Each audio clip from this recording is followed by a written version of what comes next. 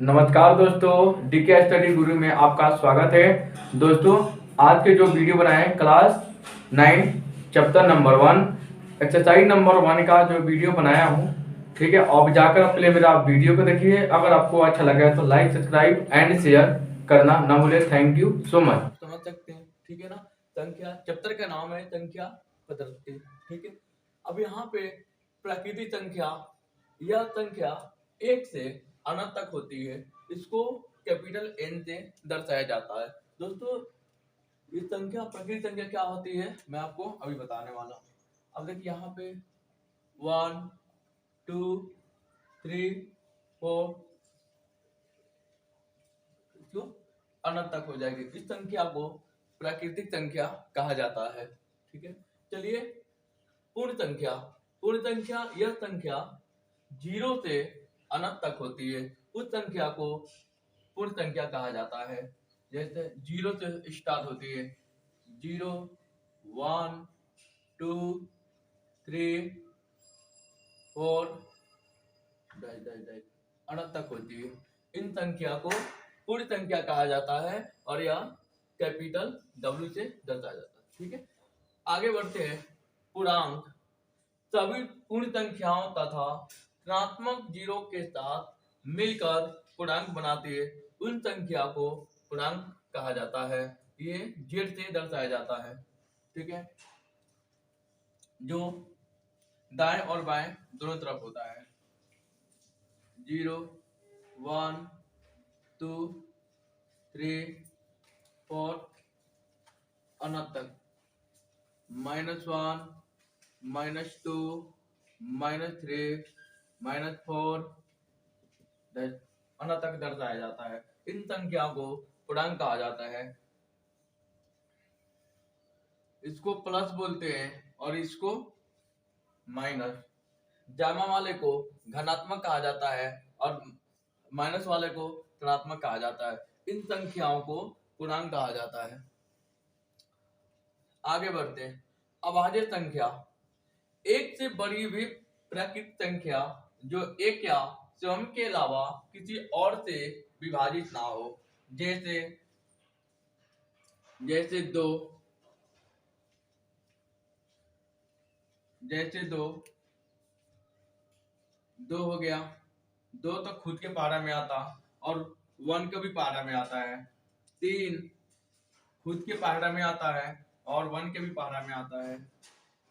5 1 के पारा में आता है और खुद के पारा में भी आता है। 7 9 11 13 जो भी संख्या है ये खुद के पारा में आते हैं और 1 के पारा में आते हैं, ठीक है। आगे बढ़ते हैं। भाज्य संख्या, एक से बड़ी वे प्राकृतिक संख्या जो एक या स्वयं के अलावा किसी और से विभाजित हो जाए। जैसे 2 4 15 18 जो भी संख्या है ये खुद के और किसी और से भी विभाजित हो जाते हैं। वे संख्याओं को भाज्य संख्या कहा जाता है। आगे बढ़ते हैं। अपरिमेय संख्या, परिमेय संख्या, इन संख्याओं को P बटे Q के रूप में लिखा जा सकता है। जैसे ये हमेशा बटे में लिखा जाता है।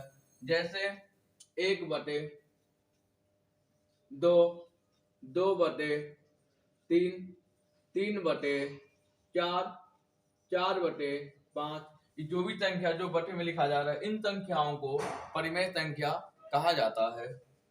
अपरिमेय संख्या वे संख्याएं जिन्हें P बटा Q के रूप में नहीं लिखा जा सकता। जैसे √3 √2 √9 √11 इन संख्याओं को अपरिमेय संख्या कहा जाता है। वास्तविक संख्याएं जो R से दर्शाती है सभी संख्याओं का संग्रह। सभी संख्याओं जैसे परिमेय संख्या, अपरिमेय संख्या, पूर्ण संख्या, पूर्णांक संख्या, 1/2, ठीक है। अब इसको 2 से अगर भाग करेंगे तो इससे पहले यहाँ पे 0 आएगा। ठीक है, 5 दूना 10, यहाँ पे शून्य हो जाता है भाग करने को, उस स्थिति को शांत कहा जाता है। जो 0 से 0 हो जाए उसको हम क्या बोलते हैं, शांत बोलते हैं। तो इसका आंसर हमें ये लिखेंगे, ठीक है, 0.5। अनवस्तावनी आवर्ती, इस स्थिति में शेष की पुनरावृत्ति होती है, ठीक है, जैसे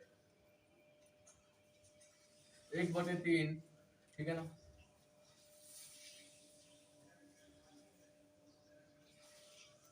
इसको अगर हम दशमलव में लेंगे, दशमलव प्रांत में, 0 यहाँ पे आ गया, 3 9, यहाँ पे 3 0, फिर ये अनेक बार कटे, ठीक है, ये अनेक बार चल जाए, इसको अंतर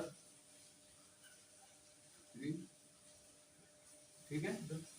चलिए आगे बढ़ते हैं। अनवस्तावनी आवर्ती, इस स्थिति में शेष की पुनरावृत्ति नहीं होती, उसको अशांत अनुवर्ती कहते हैं। जैसे √2 √3, और इसको हम लिखते हैं कि इसका ये अनेक बार बढ़ते जाता है और धीरे से बढ़ते जाएगा, इसको अशांत अनुवर्ती कहते हैं। अब देखो यहाँ पे शतांक का नियम, आपको सबसे पहले ये याद करना पड़ेगा। अगर ये याद हो जाएगा तो आपको सवाल आ जाएगा, ठीक है। अब यहाँ पे देखो, यहाँ तो आप फॉर्मूला के आधार पे बना रहा हूँ। अब यहाँ पे मान लो कि 2 ले लो, इनटू यहाँ पे भी 2, हमने अपनी मर्जी से नंबर लिया, ठीक है। यहाँ पे 2 और यहाँ पे 3, इन दोनों को हमने कॉमन लेकर, जब हम इन दोनों को कॉमन लेंगे, ठीक है, तो ये आपस में जो नंबर होता है ये प्लस हो जाता है, जो पावर होता है ये दोनों प्लस हो जाता है, ठीक है। तो 2 + 3, 2 का 5 आ गया, ठीक है। अब आगे बढ़ते हैं इसका। अब इसमें क्या है, अब यहाँ पे आपने 2 ले लिया, फिर अब यहाँ पे 3 और यहाँ पे 2, तो दोनों को हम क्या करेंगे, या आपस में मल्टीप्लाई हो जाता है, ठीक है। आपको आंसर आ गया। अब यहाँ पे आपने 3, कुछ भी नंबर डाल लो, कुछ भी,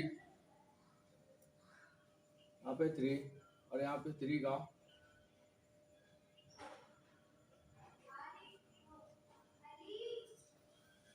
जब नीचे वाला, जब बटे वाला जो नंबर ऊपर जाएगा तो ये माइनस में हो जाएगा, ठीक है। कोई भी संख्या अगर जो नीचे आता है, जब ऊपर साइड में जाता है वो माइनस हो जाता है, ठीक है, और जो ऊपर आता है वो नीचे आकर माइनस में हो जाता है। चलिए यहाँ पे अब 3 का 5 - 3, और इन दोनों को हम हटाएंगे, यहाँ पे आपको 3 का √2 आएगा, ठीक है। चलिए इसी तरह से भी है, और ये आपको समझ में आ जाएगा, आप बना लेना, बहुत इजी है, ठीक है। अब यहाँ पे कोई भी नंबर आप चुन लो, यहाँ पे कोई भी नंबर रखो, जरूरी नहीं है, कुछ भी आप रख सकते हो। जैसे हमने यहाँ पे 2 × 3 रख लिया, और यहाँ पे कॉमन है, यहाँ पे 2 रख लिया, यहाँ पे 2 रख लिया, हमने पावर रख लिया मर्जी से। तब इन दोनों को मल्टीप्लाई करेंगे तो इन दोनों आपस में प्लस हो जाता है, 2 × 2 = 4 हो गया, ठीक है। तो चलिए, नहीं सॉरी, इन दोनों को हम कॉमन लेंगे तो यहाँ पे आपको 2 आएगा, आंसर बहुत इजी है।